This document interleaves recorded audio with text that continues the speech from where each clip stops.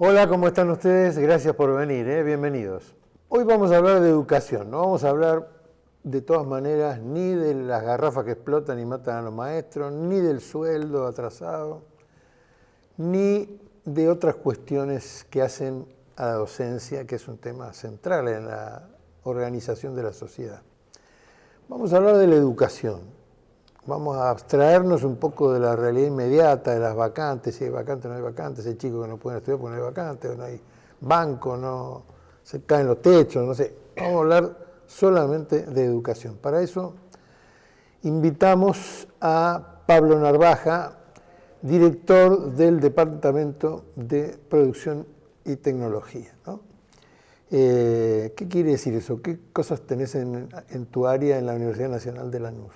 Fundamentalmente son áreas que tienen que ver con el desarrollo del país y el desarrollo tecnológico. En general nuestra universidad está organizada por problemas que son centrales para un desarrollo integral, nacional y regional, digamos. Somos parte de América Latina y esos problemas se constituyen en el centro alrededor del cual giran carreras, distintos tipos de carreras o actividades o investigación. Entonces, el desarrollo de los ferrocarriles implica tener un área destinada al transporte por ferrocarril, a la logística, a la ingeniería en telecomunicaciones, en alimentos, desarrollo de ciencia y tecnología de los alimentos, sistemas de información, turismo, economía de la empresa, economía política, gestión ambiental urbana. Son todos problemas que abordamos desde las áreas fundamentales de una universidad. Es original el enfoque. Es un enfoque que nuestra fundadora, la doctora Jaramillo, plantea para romper con el esquema academicista de las universidades, ¿no? Es decir, no repetimos textos, tratamos de que la realidad sea convertida en texto por la universidad, estudiar la realidad y operar sobre la realidad con un conocimiento que ya no es para repetir, sino para utilizar como herramienta de transformación. Ahora, vamos a hablar de educación, yo propongo de este punto de vista. Vivimos en un mundo complejo, digamos. Por un lado, las cosas que actúan sobre los individuos son muchas. Están las redes sociales, la televisión, la radio, los diarios. Por otro lado está la educación formal, digamos. Por otro lado están las abuelas que enseñan a cocinar, ¿no? Y los padres que enseñan a manejarse en la cancha o en el baño o con los amigos o con la familia.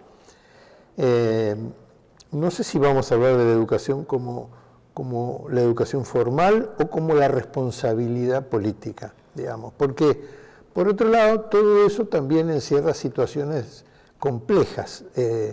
Nosotros vivimos en un país muy rico que tiene una buena tradición educativa y al mismo tiempo un país que intenta ser sometido sistemáticamente por los países más grandes del hemisferio, digamos, y también de fuera del continente.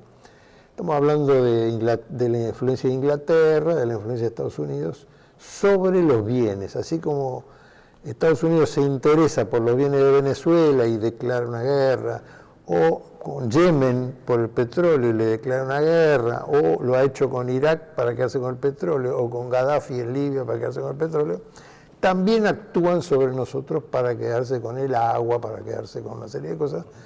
Nos adjudican un rol de estancia amplia con peones y en todo caso alguna maestra que atienda a los hijos de los peones cada tanto. Y no quieren que nosotros desarrollemos ni el ARSAT, ni la cohetería, les molesta que hagamos minis centrales atómicas y que las exportemos, digamos. Ahí hay un conflicto, digamos, que la gente no lo verifica como un hecho cotidiano, digamos, pero que está íncito en el funcionamiento de la sociedad. Es decir, que como Penélope, cada tantos años se construye como Penélope durante el día que teje y después a la noche desteje, o a la noche de los gobiernos que responden a los intereses norteamericanos, ingleses, etcétera, destejen lo que se hizo en la democracia popular. En ese marco, la responsabilidad que yo me refería en la educación es hasta dónde uno puede blanquear que necesita formar patriotas y no prodigar cipayos, digamos, ¿no? Sí, bueno, eso... A ver, me parece por un lado muy importante distinguir en lo que es la educación escolar de la educación que se da en otros ámbitos de la sociedad. La educación escolar es un sistema de gobierno de un área específica que organiza políticamente la educación. Yo a veces digo la educación políticamente organizada es la escuela, porque no podemos entender el sistema escolar sin la política. Y por eso todas las recomendaciones teóricas indican que tenemos que hacer historia para comprender los fenómenos sociales, ¿no? No son abstractos ni generales, se van enraizando en cada país. Hay muchas similitudes con otros países de América Latina. En términos generales, en el siglo XIX también estábamos sometidos al expansionismo colonial europeo. Digamos que nos tocó la División Internacional del Trabajo y en ese contexto, y triunfando un modelo liberal que nos colocaba de plano como granero del mundo. Y eso tiene un impacto también en las formas de reproducción, ideológica que la escuela ha transmitido a través de sus distintos elementos, como los manuales, los libros. El Estado, cuando se crea el sistema, porque escuelas había antes, el problema es cuando se crea un sistema a partir de la ley 1420. Ese sistema implica un control del Estado. Ya hay antecedentes, no fue un invento de Argentina, ya desde la Constitución española de 1812 el Estado controla la educación, entonces controla los libros, controla a los docentes, ¿no? Bueno, empieza a ejercer un control sobre ese sistema.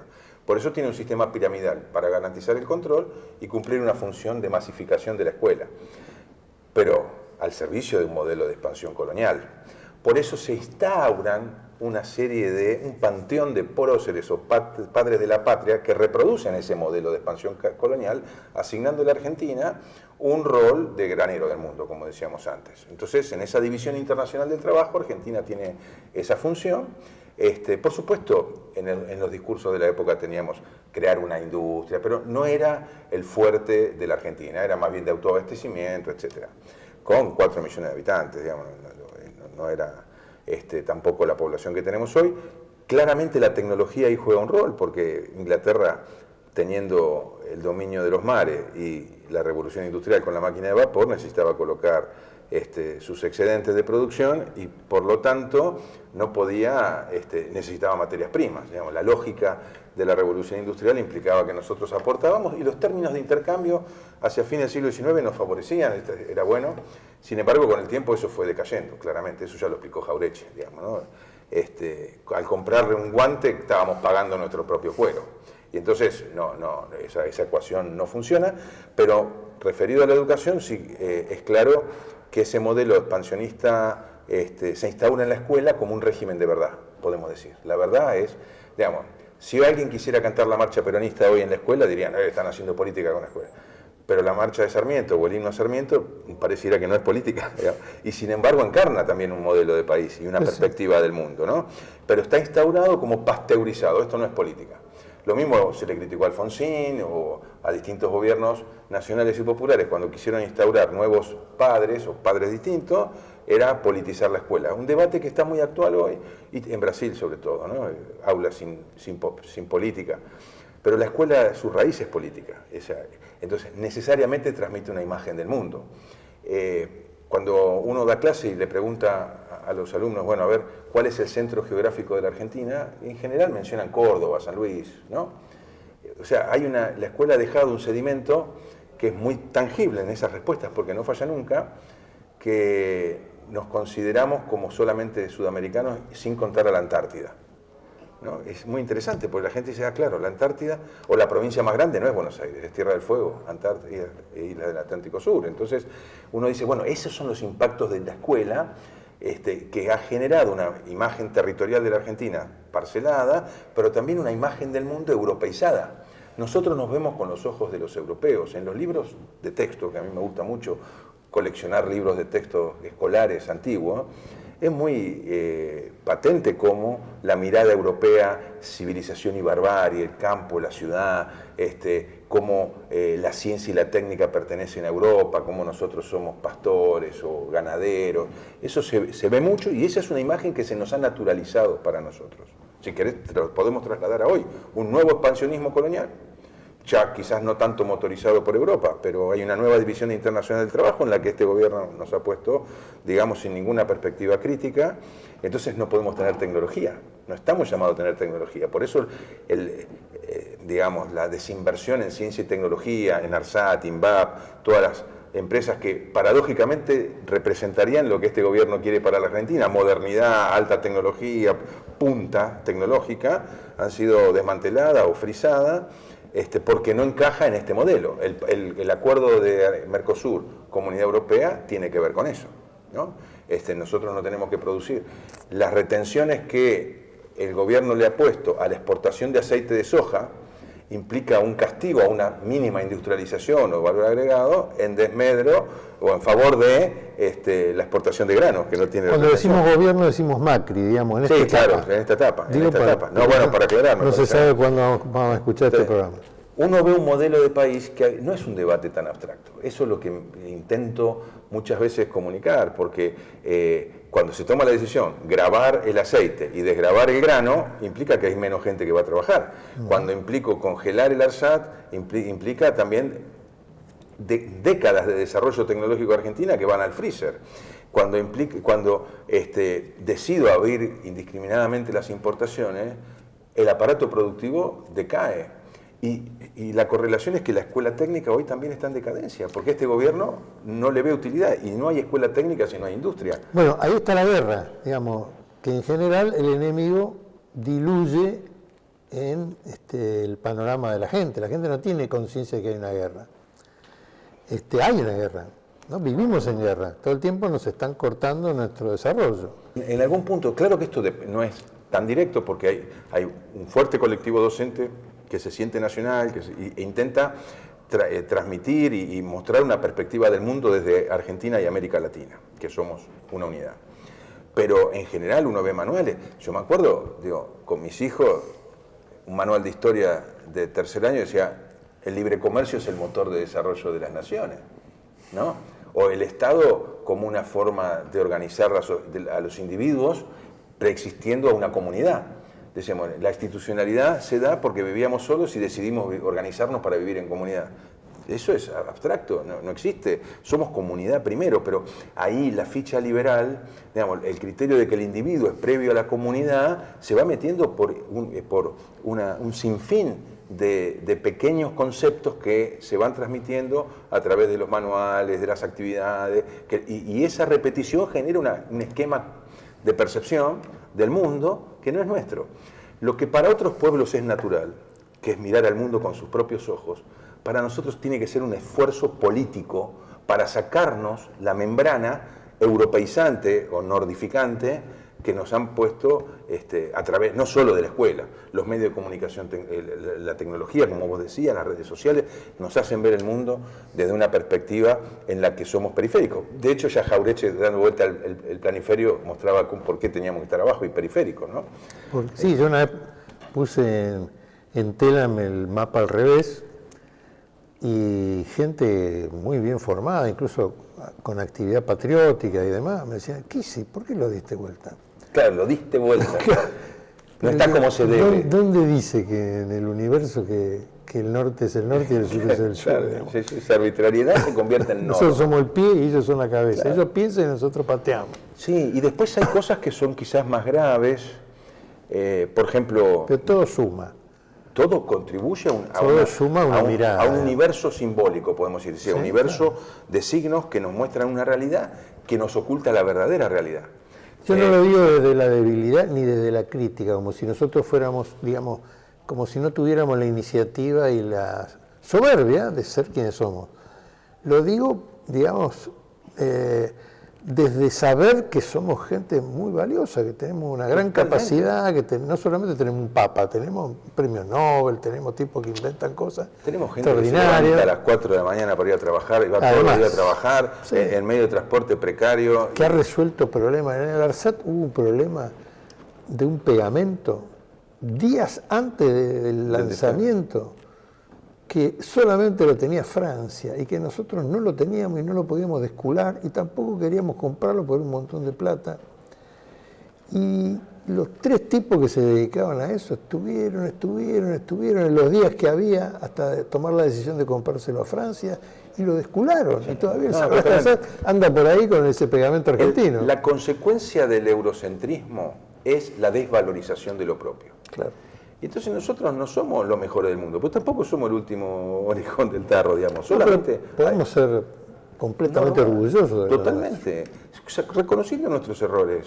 Pero si hemos hecho cosas valiosas, tenemos una cultura universalizada con Borges, con Marta Argerich, con pintores, con Piazzolo. Bueno, tenemos en cultura, en ciencia, en tecnología. Nuestros estudiantes que van a universidades de Europa son buenos estudiantes, están a la par de todo. Nuestro problema es la desigualdad, que no todos pueden acceder a esas oportunidades, que es lo que tiene que tener un modelo de país con equidad, con inclusión, con justicia social. Digamos, ahí tenemos, pero para eso tenemos no que centrarnos en nosotros mismos, sino mirar el mundo desde nosotros, que es distinto.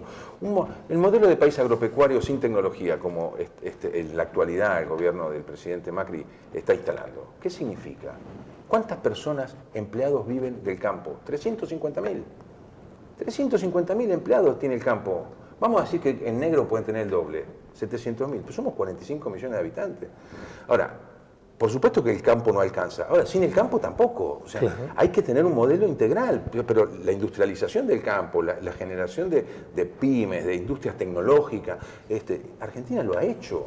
Simplemente un ideologismo liberal tan fuerte que en el fondo siempre esto ha sido legitimador de la transferencia de recursos hacia el extranjero.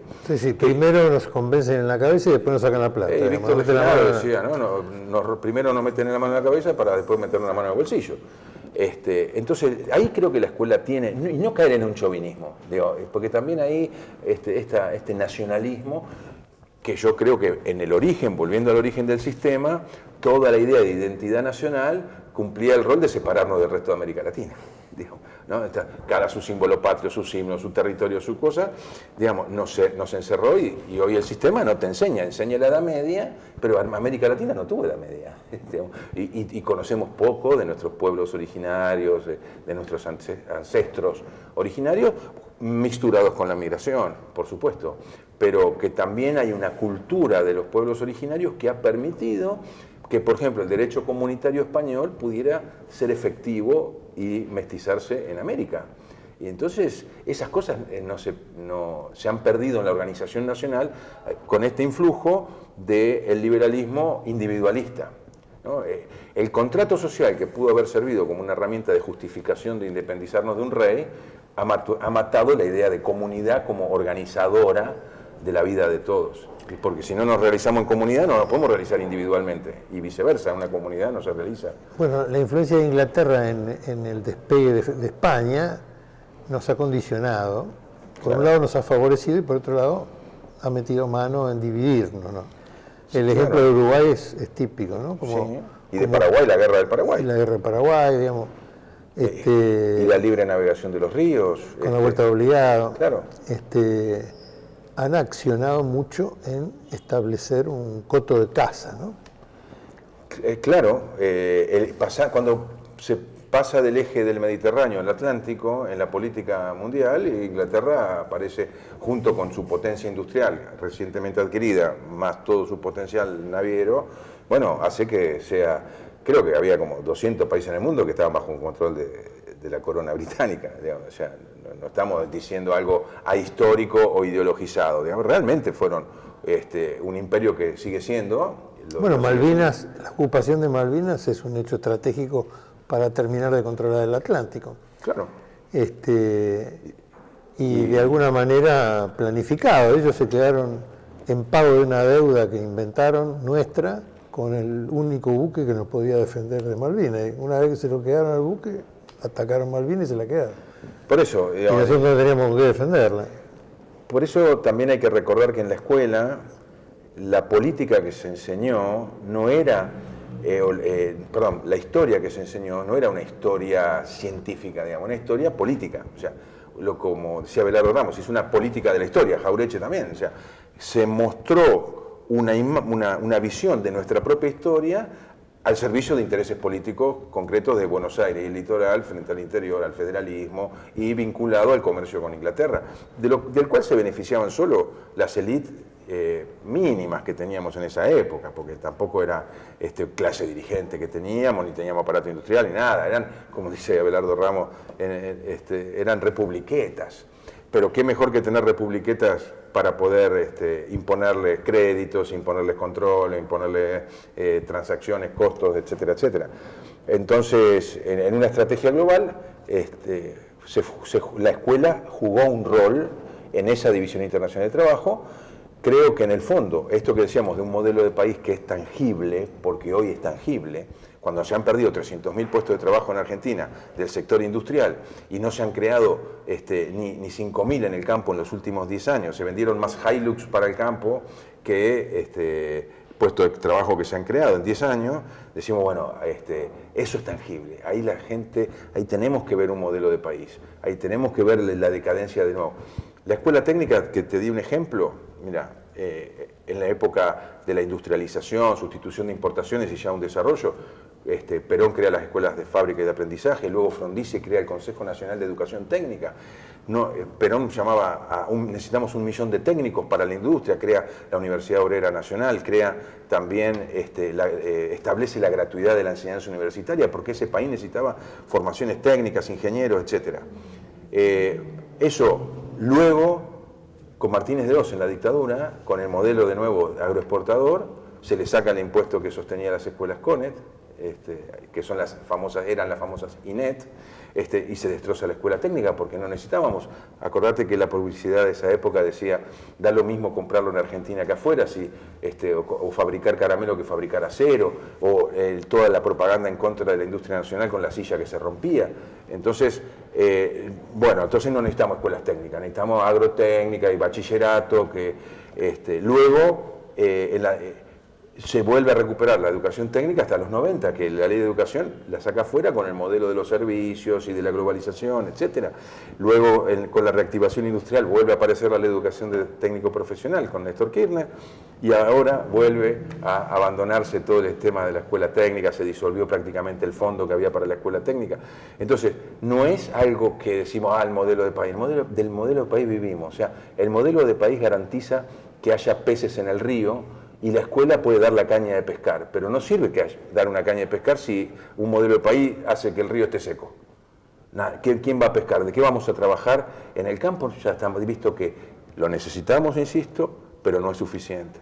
Entonces, un modelo de país que nos implica, sí, como decís, una lucha para defender nuestros aparatos productivos, como hace Europa. El Estado está interviniendo permanentemente en la economía. Una empresa de turismo acaba de fundirse en Inglaterra y el Estado se hace cargo de los pasajeros en todo el mundo. Cuando nosotros quisimos vender avión Pampa de entrenamiento a los Estados Unidos, fue la embajada inglesa la que intervino para vender sus aviones o de sus aliados. Los empresarios alemanes le están pidiendo a Merkel más Estado. La comunidad europea compra leche en polvo para que no le baje el precio a los productores de leche en polvo. Entonces, ¿por qué está mal que nuestro Estado intervenga sin hablar de Estados Unidos, que organiza guerra para hacer que sus empresas hagan negocio? Entonces, eso es notable que la gente no se dé cuenta, ¿no? Cuando destruyen Irak, después de tirar 70.000 bombas, después las empresas norteamericanas son las que ganan los concursos para reconstruir Irak. El mapa de la distribución de los pozos de petróleo posguerra de Irak estaba antes de la guerra. Si no, la película El Vice, que cuenta la historia de Dick Cheney con Bush hijo, lo muestra claramente, y es un documental. Ahora, punto aparte, ya hablamos, digamos, del conflicto de la dependencia y el conflicto del crecimiento. Ahora hablemos de educación. ¿Qué es lo que hay que aprender? Lo primero que se me ocurre a la cabeza, el pensamiento. Necesitamos un pueblo. Mira, hay algo que dijo Mélenchon cuando vino a Argentina que me impactó. Cada generación es un pueblo. Eso estuvo bárbaro, me encantó. Impactante, ¿no? Me encantó. O sea, nosotros estamos formando al pueblo argentino de dentro de 15 años, 10 años, depende, ¿no? Entonces, ¿qué le tenemos que enseñar? A pensar desde ellos, pero no individualmente, como colectivo, porque realmente el pensamiento es común. Entonces, ya el maestro no tiene que enseñar verdades, tiene que transmitir preguntas. ¿Por qué los trenes circulan por la izquierda? Todavía hoy circulan por la izquierda, ¿no? Entonces, que los alumnos investiguen, que sean capaces de construir textos, habilidades que llaman blandas hoy. O sea, trabajar en equipo, producir conocimiento, pensar y no repetir lo que dice un maestro. Que los maestros saben que no quieren ser repetidores, pero hay todo un sistema que los fuerza a ser repetidores. Las evaluaciones, los currículums, bueno, una serie de cosas. Entonces hay que darle libertad a los maestros para que planteen preguntas. Y hoy, aún desde un teléfono, los chicos pueden grabar pequeños videos, pueden hacer pequeñas investigaciones y pueden ir a las bibliotecas escolares, a las bibliotecas públicas, a ver, bueno, ¿por qué los trenes circulan por la izquierda? Y ahí se van a encontrar con una historia del colonialismo inglesa muy fuerte, y van a aprender más que si un profesor habla del colonialismo inglés. Entonces, la pregunta es la que genera conocimiento y da la oportunidad de que el conocimiento sea una construcción colectiva, el trabajo en equipo, tener acceso a distinto material que habla del mismo hecho pero de cosas distintas, es decir, material que entre sí es contradictorio pero están hablando de la misma cosa, para tener un pensamiento. Nosotros necesitamos un pueblo con pensamiento crítico, sobre todo en esta era de la tecnología y de la información, de la saturación y esta convergencia tecnológica que destruye de alguna manera esa distancia y lo que creo saber no sé si es realmente la verdad. Entonces la fake news o el uso político de las redes, lawfare y todas esas cuestiones, requieren que tengamos un pueblo capaz de tomar distancia para sacar sus propias conclusiones. Y con el pueblo tenemos fe total en que eso va a permitir tener una mirada propia. Me parece que la escuela tiene que generar esas condiciones de construcción. Y desde América Latina al mundo, no cerrarnos al mundo, pero desde América Latina. Hay un valor que yo creo que por ese camino podría perfectamente plantearse y generar una gran revolución, que es, la gente habla de igualdad, pero no cree en la igualdad. O por lo menos no cree en la igualdad como un derecho inmediato, sino como un objetivo a lograr.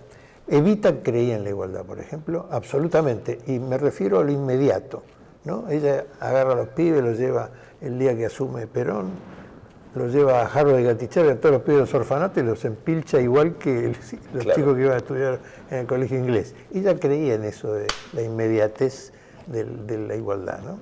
Pero en general todo el mundo habla de igualdad, pero nadie cree demasiado que eso sea una cosa inmediata, digamos, sino un objetivo, no sé qué.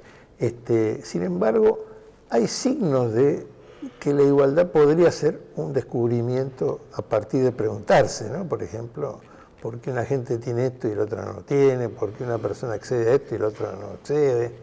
Porque si no, pareciera una cuestión instalada en la naturaleza de las cosas, ¿no? Bueno, claramente, yo pienso que hay muchos matices, es como una cuestión compleja. Estamos en la era de las desigualdades. Aún en los países centrales, la brecha entre los que más tienen y menos tienen se agranda. Yo creo que no es un problema. Pero vamos local, como valor. digamos. La igualdad como valor, a mí me parece que es un tema central y uno lamentablemente lucha contra este liberalismo instalado. Un ejemplo, trabajamos con empresarios y los empresarios preocupados por la situación que le atraviesan sus empresas. Empresarios que quizás hayan sido en algún punto funcionales a este gobierno que hoy se les ha vuelto en contra. Entonces, la pregunta es, ¿vos antes te matabas trabajando en el gobierno anterior? Sí. ¿Y te rendía? Sí. ¿Ahora te matás trabajando? Sí. ¿Y te rinde? No. ¿Ves que hay un piso de condiciones que permite que tu esfuerzo dé resultados? Si no tenés ese piso de condiciones, te podés matar y te vas a la quiebra. estamos acostumbrados a que todo lo hacemos desde nosotros mismos, cierta meritocracia individual, en donde no reconocemos las condiciones objetivas que algunos tienen. El marco, no. Digamos. El marco de modelo de país, digamos, por ejemplo. Entonces se termina serruchando en la propia rama, donde uno está parado. Porque dice, no, esto me lo gané yo. Ah, ¿viste que no era solo vos? Entonces, la igualdad creo que está en el punto de la generación de las condiciones. Que todos tengan esa posibilidad de tener una vestimenta digna, que son los derechos de los trabajadores y de las trabajadoras. Es decir, y que todos tengan ese acceso y el Estado como garante del acceso, ¿no? Porque estamos de nuevo, si no, en una situación en donde caemos en el individualismo también de la solución. El problema de la pobreza es de los pobres. No, ¿cómo? El problema de la falta de capacitación de los trabajadores para las nuevas tecnologías es que se tienen que capacitar ellos. Y si es el Estado el que define el rumbo de un país, por acción o por omisión. Si yo me dedico a, en un modelo de nuevo, de agropecuario, agroexportador, y yo me quiero dedicar a la ingeniería, no voy a tener futuro. Esto muestra que tenemos que tener otro programa y quizás más de uno. Voy a decir una cosa para terminar, nada más que para molestar.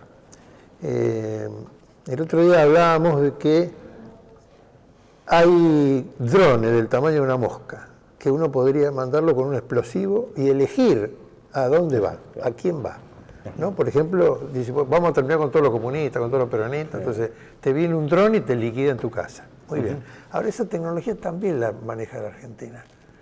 Es decir, la Argentina tiene capacidad para manejar eso.